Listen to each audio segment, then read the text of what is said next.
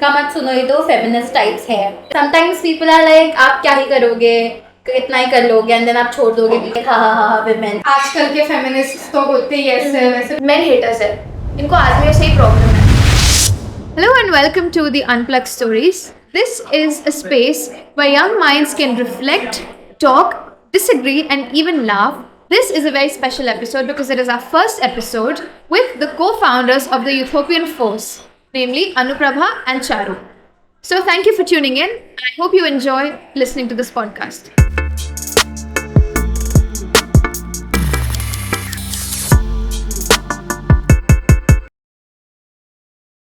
So I'd like to introduce our guests today, Anuprabha Bansod and Charu Panchalwar, who are the co-founders. Hi guys, it's really nice to have you guys today. I was associated with Anuprabha's first event, that was the Orange City Youth Conclave, and it was an enriching experience not just for me within the organizing committee but also for the participants. So welcome, how are you guys feeling today? I would say I'm feeling very youthful. Okay. I'm very excited and I'm very thankful for you to present this opportunity to us. Really glad to be here. Thank you. I'm super glad to have you guys. It couldn't be more fitting to have two dynamic individuals such as yourselves to kickstart our first episode. Now, the Utopia, in a very short amount of time, the Youthopian Force gained a lot of traction, a lot of attention, and you literally blew up with your flagship project once a fortnight. So before I dive a little deep into that, you both come from very contrasting environments, from educational backgrounds.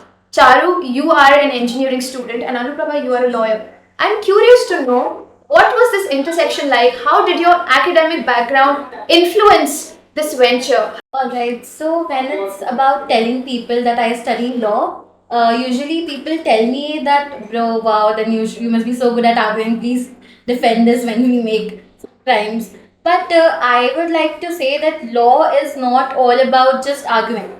It's also about knowing your rights.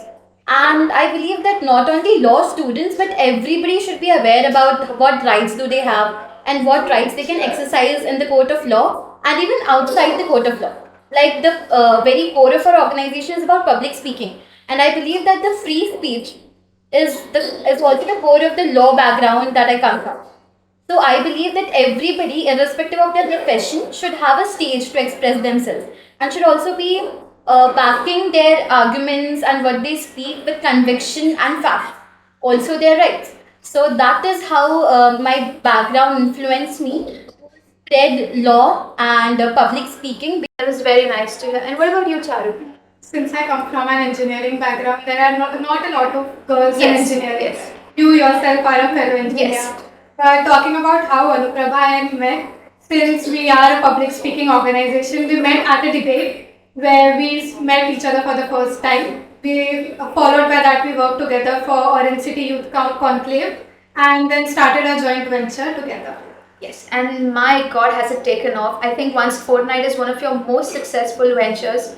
It sees some of the most active involvement with respect to all the youth organizations that we're seeing recently. But you know what? The idea of running an organization is very appealing to everyone. But a lot of times the actual hustle that goes behind it is not known to a lot of people. So I want to know more about what your initial days were like. How did you start? How did you grow from the ground up? Anuprabha. Okay, so I started with Jyotiraditya and we also met at a model event conference. First of all, we just wanted to organize a model event conference ourselves. But when we organized our first conference, that was Orange City Youth Conclave, we realized that when a participant thinks about registering for a model event, right from the beginning when he hears the word MUN to the step where he registers for a conference, he has a lot of doubts in mind. He doesn't know what MUN is, what he's supposed to do there, what is the country, what's the portfolio. There's no idea. So we wanted to bridge this gap between people who continuously are participating in MUNs or public speaking events to normal people who would like to speak but don't know a thing about MUNs. So that was the initial thing that motivated us to start the Youthopian Force. In our initial stage, we just wanted someone to collaborate with us because it is so hard to start with yourself, start yours as an organization. So we were fortunate enough to get the Nagpur City Police itself on board with us as our first collaborator. So I would say youth organizations face a lot of things that is with credibility. Like how can you tell people that you are just a youth organization and get away with that? But I think Nagpur City Police being having them as a collaborator helped us a lot. After that, we started with once a fortnight, and that is how we gained momentum. We didn't have to do a lot of marketing. Actually, the word of mouth of people and their experiences, what experiences they had at our conference, actually helped to gain the momentum a lot. Okay, Charu? Talking about OAF, once a fortnight started as a very small session. Right now we host two sessions every alternate Sunday, but initially we only used to host one. And per session we had around a footfall of 20 guests. So what once started as only a 20 attendee session has now expanded to more than 75 plus people. And like Anuprabha said, when people register for Model United Nations, there are a lot of doubts and there's still a very much anxiety that people face. Ki, oh my God, will I be able to speak correctly? Would I be able to keep my points as I planned them to, as I intend to? So once a fortnight, come measure, mission and vision is basically that you come, you join us, and experience a like what do you say, a boost in your confidence, so that you are not only prepared for Model United Nations and debates that follow, but you also have a newfound confidence of just public speaking overall. Yes, and personally, having experienced once a fortnight, I think the space that you've created, it is very inclusive. It is almost a safe space where nobody's going to judge anybody. Everyone is given the freedom to speak or to not speak or to just soak in the fun. So, you guys did mention MUNs. Now, MUNs, I think a lot of these organizations stem from the MUN circuit. Two connections, they decide to start something up. So, with respect to MUNs, you've been part of the circuit. So, from being delegates to now running an organization, how has your perspective shifted from being actual debaters to now thinkers and potential businesswomen, if I may say so? Co-founders. So when I started as a delegate, I thought it was all about researching because I was like, what am I going to speak there even about geopolitics and stuff? And I used to think a lot about politics, like having opinions, right wing, left wing. But now that I think of it as an organization, like organizer, I believe that it's a lot more beyond than just having views, because all of us, like the youth, have diverse opinions these days, but the thing is that they are unable to express them and articulate them, like when they are brought to MUNs or debates. They have this fear of public speaking and they have this fear of judgment, which is why Once a Fortnight is a platform that we created to first of all get away with our political biases and focus on the real thing, that is public speaking. Because until and unless you are not able to speak up between amongst people, you will never be able to share your opinions and views, and you will be silenced henceforth.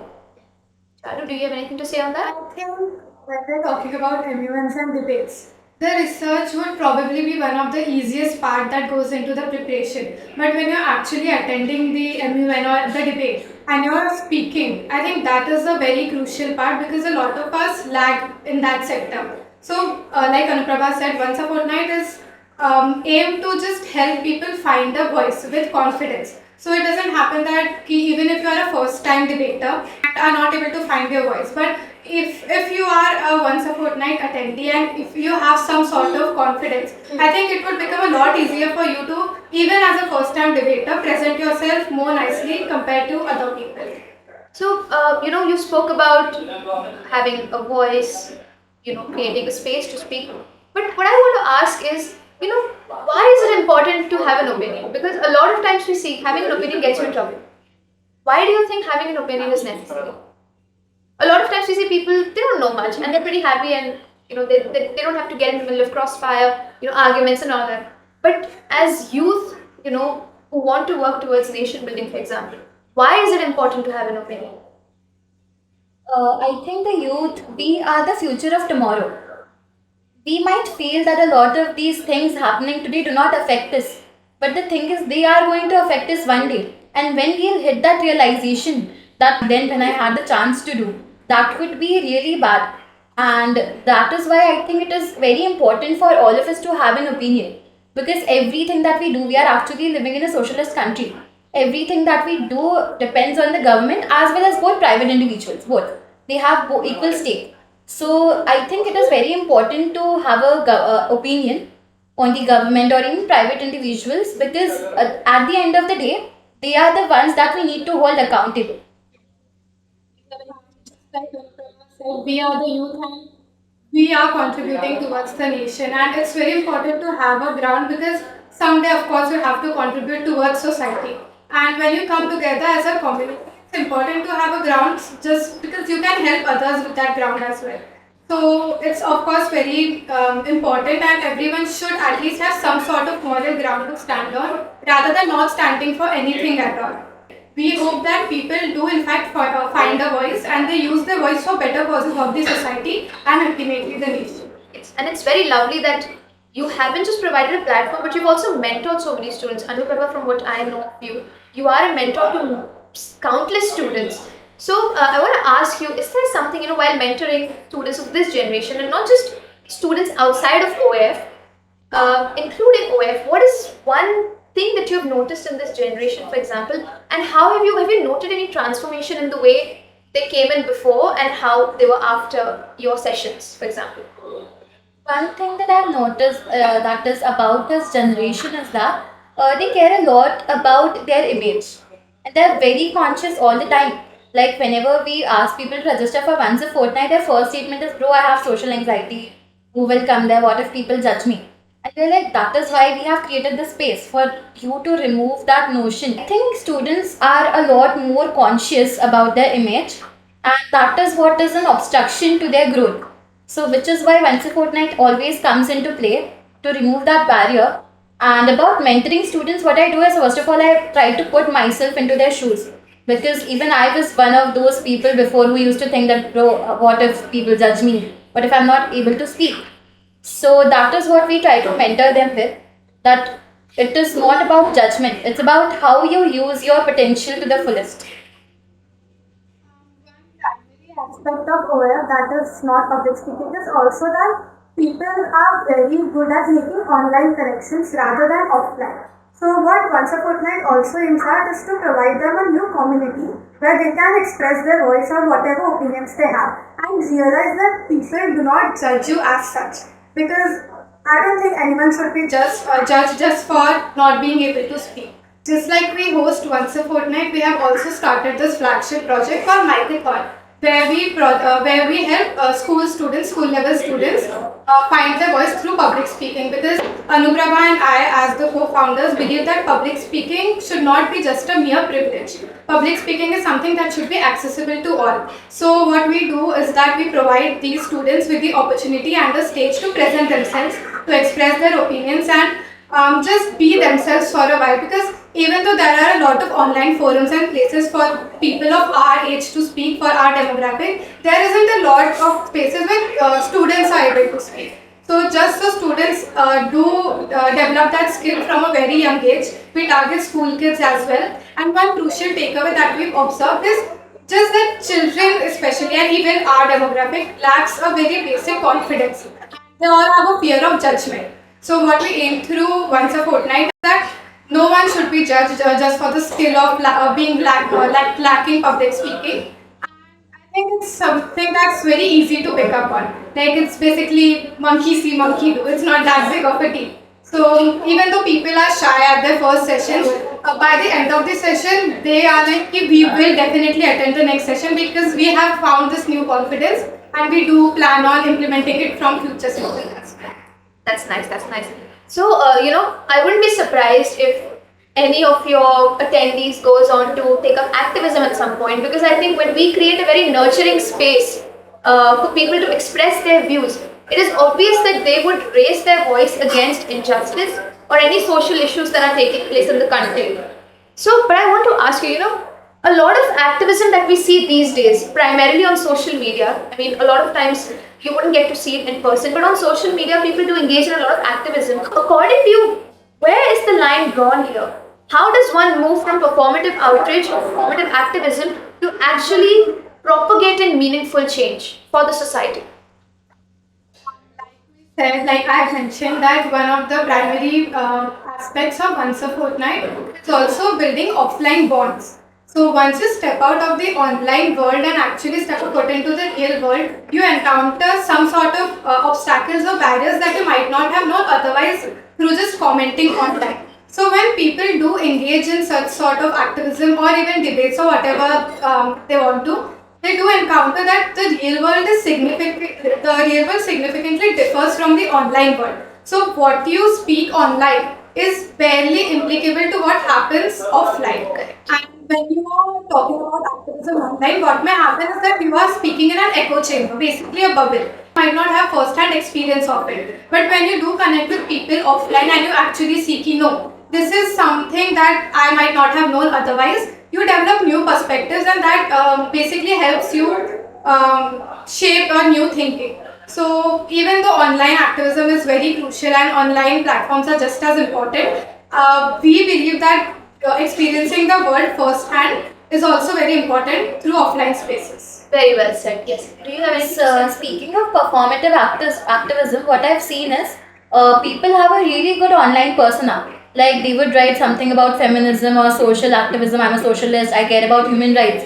But when it comes to real life activism, for example, say talk about any issue that exists in Nagpur, and we hold some student actor organizations holding some rallies or some protests, they would never join. And that is the gap that we feel that the youth needs to bridge. Like when you are actually express your opinions in public, you step out because that is when the responsibility comes in. So what I think the people who make activism online, they need to take this accountability offline as well, because it is on us. The onus to speak up is on us.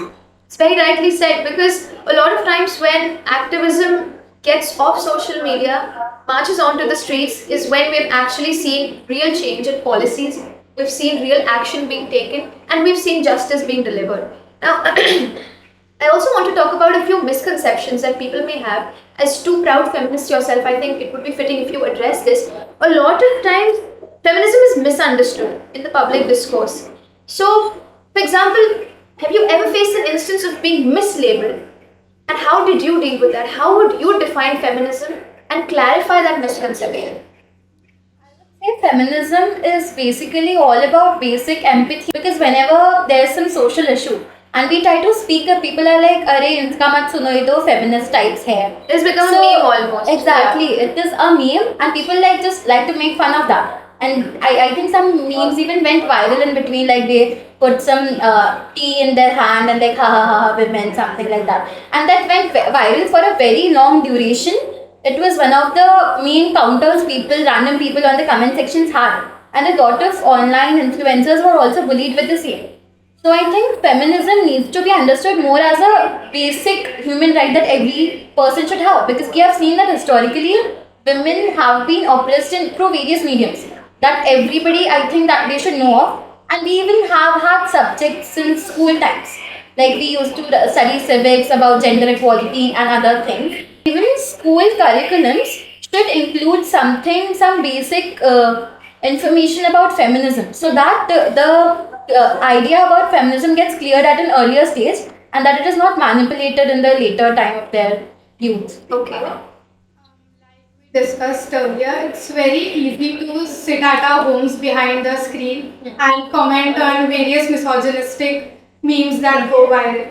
But that's the entire thing. When you actually step into the real world and actually talk with other women, you do realize that no, these women are still fighting silent battles every day. So you cannot just disregard feminism ki आजकल के feminists तो होते ही ऐसे वैसे, because I think it's because of feminism that we are sitting at this podcast right now. Yes. So as co-founders that are also women, we do think that feminism is very vital and it should not be just reduced to misogynistic. Again, it's very important to actually connect to the real offline world and see struggles of women that not just come from privilege but also marginalized communities. So you actually do understand what is the importance of feminism in real time.